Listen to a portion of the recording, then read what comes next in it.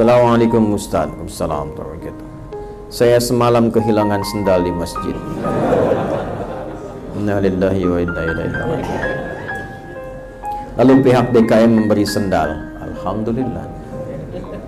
Namun di sendal tersebut terdapat tulisan sendal masjid.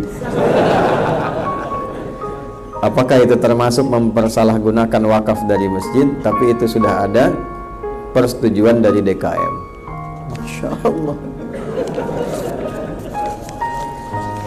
Pertama, bersyukur kepada Allah bahwa amanah sendal itu sudah dituntaskan oleh kita dalam kebaikan, dan Allah mengambil itu saat kita sedang beramal soleh. Kan semua titipan ya, apa yang kita alami, apa yang kita rasakan, itu semua titipan. Alladzina idza asabathum musibah qalu inna lillahi wa inna ilaihi raji'un. Quran surah kedua ayat 156. Orang sabar, orang yang dekat dengan Allah, orang yang hebat imannya itu orang yang langsung menghadirkan rasa ketika mengalami musibah. Ya semua kan cuma titipan Allah. Ya kalau Allah yang nitipkan mau ngambil, ya itunya haknya Allah. Cara Allah mengambilnya terserah Allah. Jelas ya? Tapi nanti ada hukum ikhtiar dulu. Jangan langsung disimpulkan hilang sendal, ya terserah Allah. Nah begitu. Cari dulu, lihat dulu, tanyakan dulu. Begitu sudah tidak ada sama sekali dengan ikhtiar, tawakal. Itu yang dimaksud tawakal. Alhamdulillah. Kalimatnya begini. Segala puji bagimu ya Allah yang telah menitipkan sendal itu kepadaku, dan aku dihisab di hari kiamat dengan sendal itu.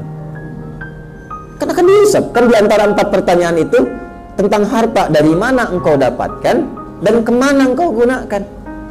Hisabnya mudah. Dari mana engkau dapatkan? Dari rezeki yang engkau titipkan ya Allah lewat pekerjaan yang halal ini. Kemana engkau pergunakan? Ke masjid ad-du'a ya Allah, dan hilangnya ada di situ ketika aku mengikuti ibadah kepadamu. Hisabnya ringan. Masya Allah ya. Nah kalau berpikirnya seperti itu, yang pertama dirasakan kita ada ketenangan di dalamnya, karena merasa semua titipan dari siapa? Allah, dan diambilnya dalam keadaan sedang beramal saleh. Jelas? Adapun yang ngambil, ya dia mendapatkan bagian yang haram untuknya. Ya, karena pencuri itu tidak akan mengambil kecuali yang haram. Kan haram ketemu haram. Jelas ya? Halal ketemu apa? Halal. Nanti kalau ada sifat seperti itu sudah muncul, yang hebat begini, Allah akan ganti dengan yang lebih baik dari apa yang pernah kita dapati. Karena orang ini dipandang mampu mengelola nikmat Allah dengan cara yang baik, maka Allah tambahkan. Itu yang dimaksud Quran surah ke-14 ayat 7. La in syakartum la azidan. Masya Allah. Hilang sandal, datang sandal yang baru. Mereknya sandal masjid. Itu nggak dijual itu, akhi. Antum cari di toko-toko mereknya sandal masjid, gak akan ketemu.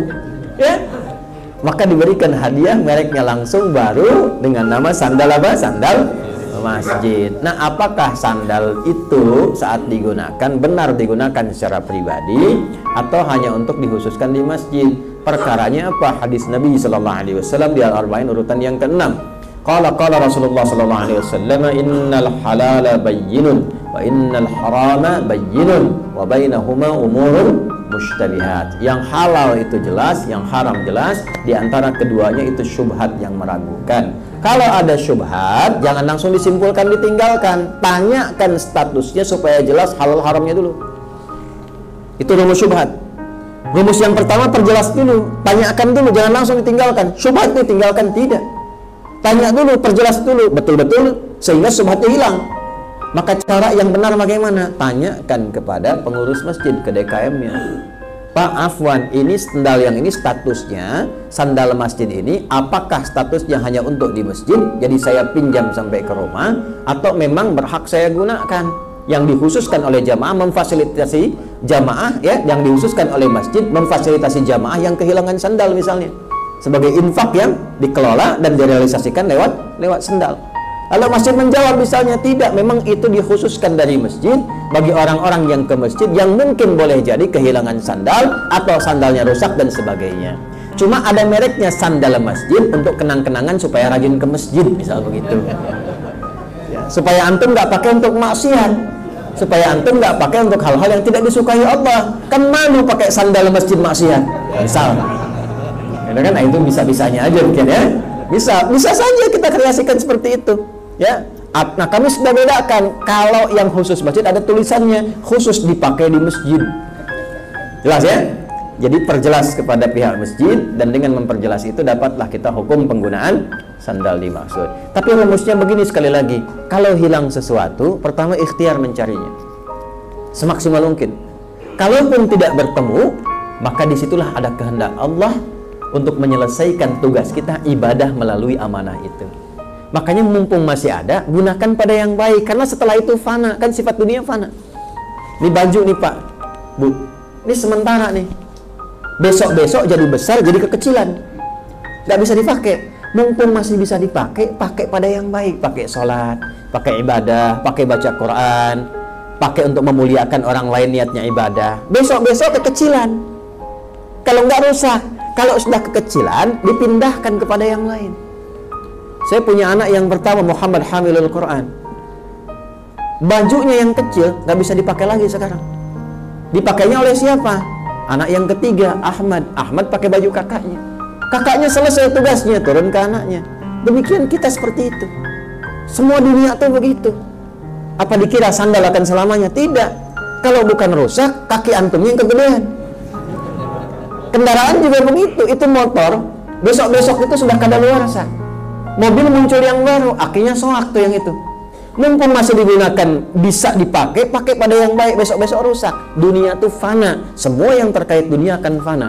Kalau bukan kita yang meninggalkan duluan, maka dunia yang meninggalkan kita duluan. Begitu rumusnya. Itu yang paling penting. Kalau sudah kita tawakal di titik tertinggi, tahu cara menggunakan, maka fabi ayyi ala'i rabbikuma tukadziban. Saya punya sepupu, dia masuk pesantren. Ini kisah nyata. Dia pakai sendal pertama kali ke masjid, hilang sendalnya. Dia beli yang kedua untuk sholat yang siang harinya, hilang lagi. Hari berikutnya dia beli gembok. Ini nyata. Itu Masya Allah, pertama dipakai gembok awet, kedua dipakai hilang dengan gemboknya. Dia putuskan yang keempat, nggak pakai gembok lagi. Dia tulis di situ, bertakwalah kepada Allah. Itu sendal awet. Begitu hilang kalimatnya, hilang sendalnya. Dia simpulkan yang kelima, dah tawakal aja sama Allah. Yang penting saya niatkan untuk berbuat baik, dan dia doakan tuh supaya yang menggunakan sendal itu juga mendapat kesadaran. Tahukah antum apa yang terjadi? Begitu sifat itu muncul dalam dirinya, dia ke masjid, dia diperlihatkan keempat-empat sendalnya yang hilang itu. Paham? Kadang-kadang hikmah itu datang belakangan setelah kita menyadari tentang nilai kehidupan yang Allah titipkan kepada kita. Allahu a'lam bishawab.